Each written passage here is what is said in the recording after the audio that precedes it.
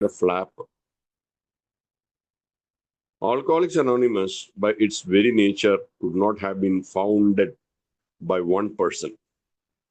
ഒരാൾക്ക് alcoholics anonymous കണ്ടെത്താൻ സാധിച്ചിട്ടുണ്ടാവില്ല. എന്ന് വെച്ചാൽ അങ്ങനെയാണ്. നമുക്ക് എല്ലാവർക്കും അറിയും, മിനിമം 2 പേരെങ്കിലും വേണം. ബൈ ഇറ്റ്സ് വെരി നേച്ചർ എന്ന് അതുകൊണ്ടാണ് പറയുന്നത്.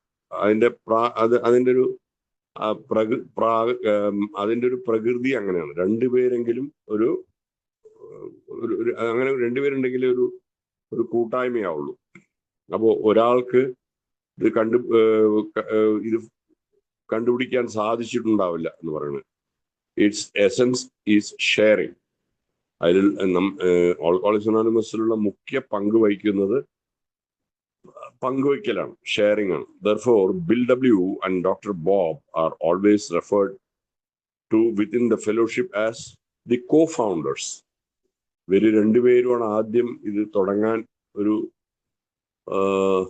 ഒരു ടൂളായിരുന്നത്, അല്ലെങ്കിൽ ഈ 2 വ്യക്തിത്വങ്ങളാണ് ഇത് തുടങ്ങാനായിട്ട് ഉണ്ടായിരുന്നത്. അതുകൊണ്ട് അവരെ കോ-ഫൗണ്ടേഴ്സ് എന്നാണ് പറയുന്നത്. 2 പേരും സ്ഥാപകർ തന്നെയാണ്, സ്ഥാപകന്മാർ. So far, among the majority of AA members, the Ohio surgeon has been less well known than his partner. ഇതേവരെ പല AA മെമ്പേഴ്സിന്റെ ഇടയിലും ഈ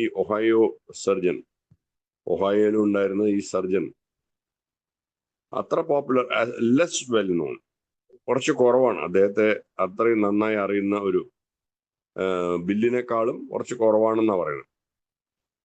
He died in 1950 when AA was only 15 years. ഈ ഡോക്ടർ ബോബ് 1950 മരണപ്പെട്ടു. AAക്ക് അന്ന് 15 വയസ്സ് മാത്രം പ്രായം ഉണ്ടായിരുന്നു. But his influence on the whole AA program is permanent and profound. എന്നിരുന്നാലും അദ്ദേഹത്തിന്റെ സ്വാധീനം AAക്ക് ഒരു സ്ഥിരമാക്കി കൊടുക്കുന്ന ഒരു സ്വാധീനമായിരുന്നു. വളരെ പ്രൊഫൗണ്ട് ആയിരുന്നു. പ്രൊഫൗണ്ട് വെച്ചാൽ വളരെ ഒരു അടിത്തറയുള്ളതായിരുന്നു. This book attempts to give a portrait of doctor Bob. ഈ പുസ്തകം അദ്ദേഹത്തിന്റെ ഒരു ചിത്രം വരയ്ക്കാനാണ് ശ്രമിക്കുന്നത്. As full scale and balanced as possible for the most part, in the words of those who knew him personally. അപ്പോൾ ഒരു ബാലൻസ്ഡ് ആയിട്ടും, എത്രത്തോളം ബാലൻസ്ഡ് ആയിട്ടും ചെയ്യാനോ, അല്ലെങ്കിൽ അത് മാത്രമല്ല ഒരു ഫുൾ സ്കെയിൽ മൊത്തത്തിലുള്ള ഒരു ഇതാണ് അതിന്റെ എല്ലാ ഭാഗത്തും. In the words of those who knew him, അദ്ദേഹത്തെ അടുത്തറിഞ്ഞിരുന്ന ആളുകളുടെ വാക്ക് പറയുകയാണെങ്കിൽ, the youngster who grew up in Vermont of the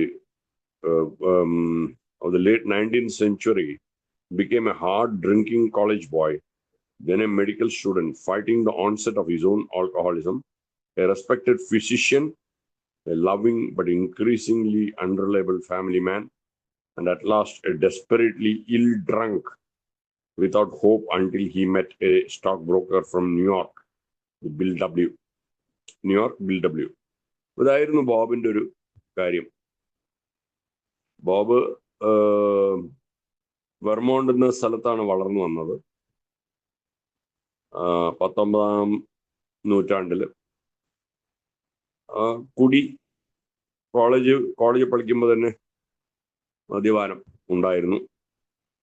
hard drinking എന്ന് പറയുന്നത്, നല്ല മദ്യപാനമായിരുന്നു. പിന്നെ ഒരു മെഡിക്കൽ സ്റ്റുഡൻ്റായി. ആ സമയത്ത് മദ്യപാനത്തിന് പോരാടുകയായിരുന്നു. Fighting the onset of his alcoholism, a respected physician, വളരെ ബഹുമാനപൂർവമായിട്ടുള്ള ഒരു ഡോക്ടറായിരുന്നു അദ്ദേഹം. A loving but increasingly unreliable family man. സ്നേഹാർദ്ദത്തോടു കൂടി തന്നെയായിരുന്നു, പക്ഷെ വിശ്വസിക്കാൻ പറ്റാത്തൊരു ആളായിരുന്നു. ഒരു കുടുംബത്തിൽ വിശ്വസിക്കാൻ പറ്റാത്ത ഒരാളായിരുന്നു. മദ്യപാനത്തിന്റെ കാരണം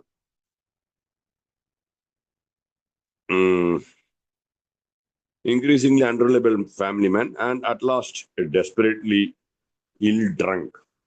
പിന്നെ എല്ലാം കൈവിട്ടു പോയ ഒരു കുടിയൻ, വിതൗട്ട് ഹോപ്പ്, ഒരു പ്രതീക്ഷയില്ലാത്ത ഒരു കൈവിട്ടു പോയ ഒരു കുടിയൻ. Until he met a stock broker from New York.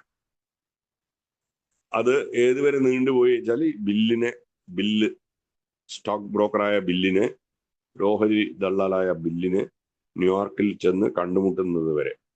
who urgently needed a fellow alcoholic to help him maintain his sobriety. അത് ബില്ലിന്റെ ഒരു ആവശ്യമായിരുന്നു. ബില്ലിന് ഒരു മദ്യാസക്തനെ ആവശ്യമായിരുന്നു. എന്തുകൊണ്ടെന്നാൽ ബില്ലിന്റെ സുബോധം നിലനിർത്താൻ ഒരു മദ്യാസക്തനെ ആവശ്യമായിരുന്നു. അതുകൊണ്ട് അപ്പോൾ രണ്ടുപേർക്കും പരസ്പര പ്രയോജനമായി തീരുന്ന ഒരു കൂട്ടായ്മയുടെ തുടക്കം. Beginning with Dr. Bob's last drink and the start of the fellowship. ബോബിന്റെ അവസാനത്തെ കുടിയും ഈ കൂട്ടായ്മയുടെ തുടക്കവും. ഈ story becomes involve through interdependence. അദ്ദേഹത്തിന്റെ കഥ വളരെ ഇൻവോൾവ് ആയിരുന്നു. മാത്രമല്ല പരസ്പരം അങ്ങോട്ടും ഇങ്ങോട്ടും പരസ്പര ആശ്രയം with those of other early members and of pioneer groups in the Midwest.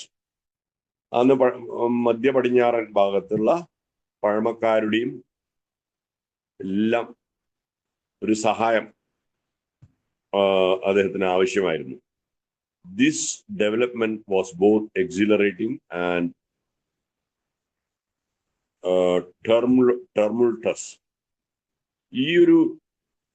ഈ ഒരു പുരോഗമനം വളരെ എക്സിലറേറ്റിംഗ്, വളരെ വളരെ ആവേശമായിരുന്നു, നല്ല ബുദ്ധിമുട്ടുമായിരുന്നു. Only the trial and error method taught AA the best approaches for newcomers. ഓരോ കാര്യങ്ങൾ ചെയ്തു നോക്കി മനസ്സിലാക്കി അങ്ങനെ പഠിപ്പിച്ച ഒരു മെത്തേഡാണ് ആൽക്കഹോളിക്സ് അനോണിമസ്. അതായിരുന്നു ആൽക്കഹോളിക്സ് അനോണിമസിന്റെ ബെസ്റ്റ് രീതികൾ പുതുമക്കാർക്ക് കൊടുത്തുകൊണ്ടിരുന്നത്. Connections with the Oxford group grew uneasy. Oxford ഗ്രൂപ്പുമായിട്ട് അത്ര ഒരു ഈസി ആയിരുന്നില്ല. ഓക്സ്ഫോർഡ് ഗ്രൂപ്പിൽ നിന്നാണ് ഇത് ഉരുത്തിരിഞ്ഞു വന്നത് എന്ന് വേണമെങ്കിൽ പറയാം. അപ്പൊ ഇവിടെ പറയുന്നത് connections with the Oxford group grew uneasy. അത്ര രസകരമായില്ല അവരായിട്ടുള്ള. Dissension arose over the writing of the big book, finances, participation by members, wives, and the minorities in AA. Through it all, Dr. Bob was a steadying central figure. ചെറിയ അഭിപ്രായ വ്യത്യാസങ്ങൾ പോലെ big book എഴുതുന്ന കാര്യം, ധനപരമായിട്ടുള്ള കാര്യങ്ങള്, മെമ്പർമാർ പങ്കെടുക്കുന്ന കാര്യം, മെമ്പർമാരുടെ ഭാര്യമാർ പങ്കെടുക്കുന്ന കാര്യം, പിന്നെ മൈനോറിറ്റീസ്, ആൽക്കഹോളിക്സ് അനോണിമസിലുള്ള ഭൂരിഭാഗം അല്ലാത്ത ആളുകൾ, മൈനോറിറ്റീസ്. ഇതിന്റെ ഇടയിൽ കൂടെ through it all doctor Bob was studying central figure. ഇതിന്റെ ഇടയിൽ കൂടെ ഒക്കെ ഡോക്ടർ ബോബ് ഒരു നല്ലൊരു ഒരു പ്രശസ്തിയുള്ള ഒരു ഫിഗർ ആയിരുന്നു. The end of the story returns to the intensely personal view.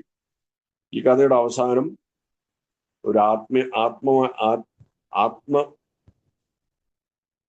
ദർശനം കാണുന്ന ഒരു കഥയായിരുന്നു.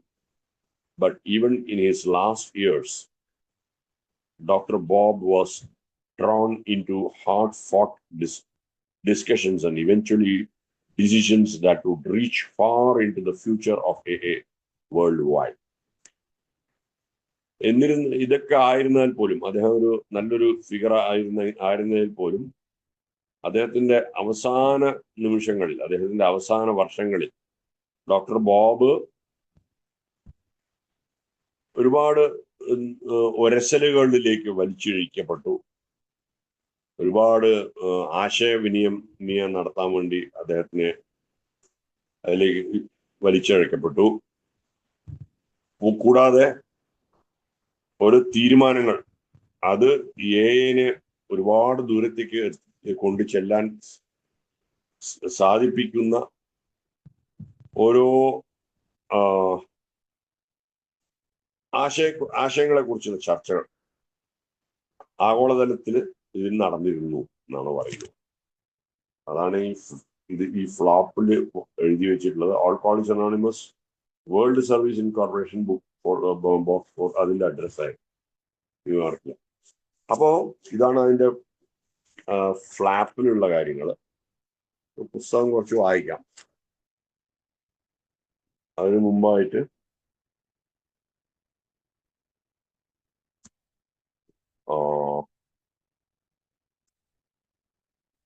ഒരു ഫോർവേഡ് ഉണ്ട്, അത് വായിക്കാം. The preparation of this book began after the April 1977 AA General Service Conference approved the project. 1900 ഈ പുസ്തകം എഴുതേണ്ട തീരുമാനം 1977 ജനറൽ സർവീസ് കോൺഫറൻസിനെ കുറിച്ച് നമ്മൾ പാസ് ഇറ്റ് ഡൗൺ ബുക്ക് വായിക്കുമ്പോൾ വായിച്ചിരുന്നു. അതിനുശേഷമാണ് ഈ പുസ്തകം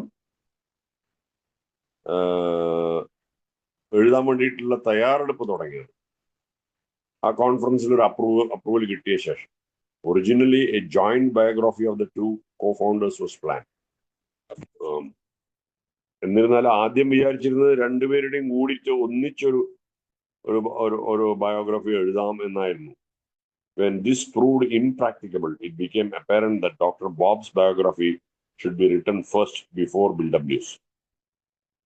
അപ്പൊ ഇത് ഒരു പ്രായോഗികമായിട്ട് നടക്കില്ല എന്ന് മനസ്സിലായപ്പോ ബോബിന്റെ ആദ്യം എഴുതാമെന്ന് വിചാരിച്ചു. ബില്ലിന്റെ മുമ്പ് ആദ്യം ബോബ് എഴുതാമെന്ന് വിചാരിച്ചു.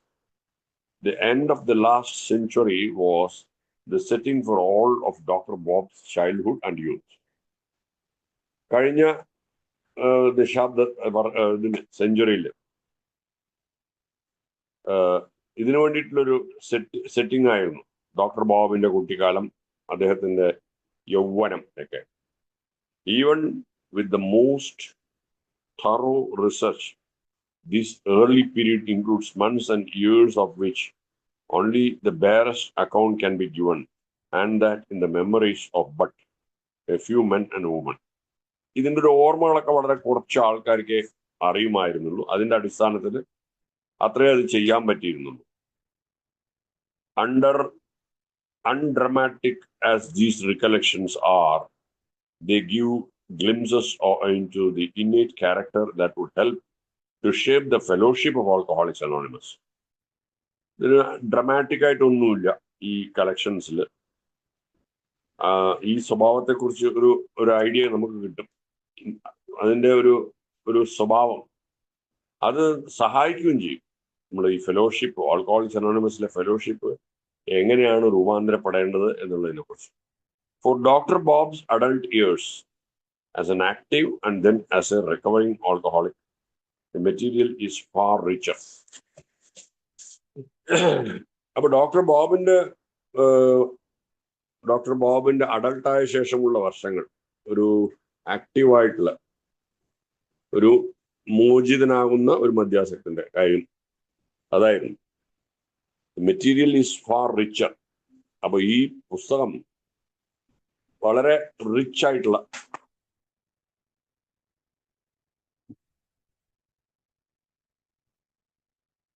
വളരെ റിച്ചാണ് ഈ പുസ്തകം.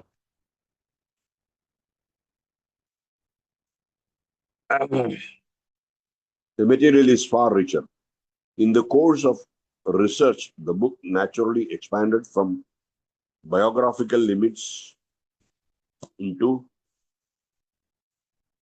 a memoir of early AA in the Midwest. ഇത് ജസ്റ്റ് ഇതിനെക്കുറിച്ച് ഒരു റിസർച്ച് ചെയ്യുമ്പോൾ ഈ പുസ്തകം ഒരു ബയോഗ്രാഫി, ആത്മകഥ എന്നുള്ളതിന്റെ ഒരു ലിമിറ്റിൽ നിന്ന് ഒരു ആദ്യകാല മധ്യ പടിഞ്ഞാറൻ ഭാഗത്തുള്ള അതിന്റെ ഒരു പുസ്തകമായി മാറി. അവർ co-founder was in the same position as any other A member. മറ്റുള്ള എ മെമ്പറെ പോലെ തന്നെയായിരുന്നു നമ്മളുടെ ഈ co-founder. Without the fellowship and its program, his life, ഈ പ്രോഗ്രാം ഇല്ലെങ്കിൽ അദ്ദേഹത്തിന്റെ ജീവിതം would have been only a short story with a tragic ending. അപ്പൊ ഈ കൂട്ടായ്മ ഇല്ലെങ്കിൽ അദ്ദേഹത്തിന്റെ കഥ ഒരു ചെറിയ കഥയായിരിക്കും, അതൊരു ട്രാജഡി ആയിട്ടുണ്ടാവും, ഒരു സങ്കടം ഉണ്ടാക്കുന്ന ഒരു കഥയായി മാറിയിട്ടുണ്ടാവും. Both the individual and the larger history unfolded partially from AA literature and material in the archives at the AA. അപ്പൊ അദ്ദേഹത്തിന്റെ both the individual and larger history, അദ്ദേഹത്തിന്റെ വ്യക്തിപരമായതും കുറച്ചുകൂടി വിപുലമായ ഒരു ഹിസ്റ്ററി, അത് എന്താന്ന് പറഞ്ഞു കഴിഞ്ഞാൽ അത് കാണിച്ചു കൊടുത്തത് പാർഷ്യലി ഫ്രം എ ലിറ്ററേച്ചറിന് കുറച്ച് കാണിച്ചു കൊടുത്തു, ആൻഡ് മെറ്റീരിയൽ ആർച്ചൈവ്സ്, ഇതിന്റെ ആർച്ചൈവ്സിലുള്ള എ ജനറൽ സർവീസ് ഓഫീസിലുള്ള ഇതിൽ നിന്നാണ് കാണിച്ചു കൊടുത്തത്, New York city. But chiefly from face to face talks with the relatives. പക്ഷെ എന്നിരുന്നാലും കൂടുതലായിട്ടും നേർക്ക് നേരിരുന്ന് സംസാരിച്ചിട്ട് ആണ് അത് പുറത്ത് വന്നിരുന്നത്. Relatives, friends and acquaintances of doctor Bob, അദ്ദേഹത്തിന്റെ ബന്ധുക്കൾ, സ്നേഹിതന്മാര്, അറിയാവുന്നവർ, with pioneer members of Midwestern AA. ഈ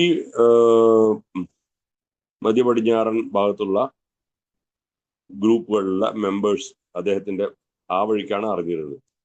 The locales of these interviews included not only Ohio and Dr. Bob's native Vermont, but California and the DC area, Florida, North Carolina, New York and Texas.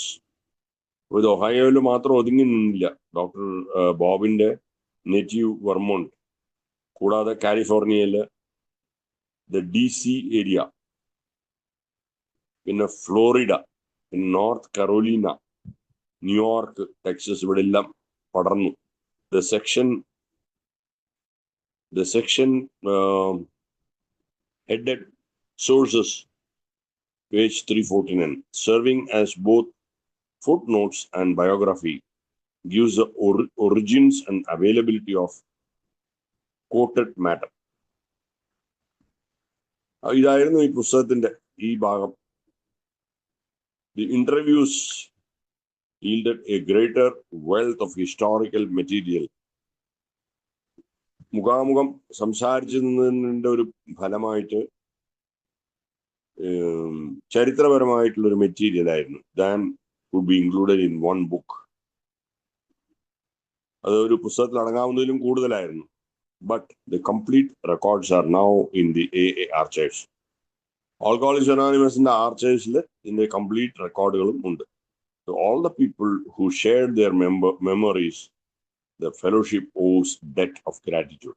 ആരെല്ലാം ആ സമയത്ത് ഈ ഓർമ്മകൾ പങ്കുവെച്ചോ അവരോട് ഇന്നും കൂട്ടായ്മ കടപ്പെട്ടിട്ടുള്ളതാണ് എന്ന് പറയുന്നു. നമുക്കിന്ന് ഇവിടെ നിർത്താം. അടുത്ത ആഴ്ച തൊട്ട് 1ാം പാഠത്തിലേക്ക്, childhood and college years of ബോബിലേക്ക് കടക്കാം.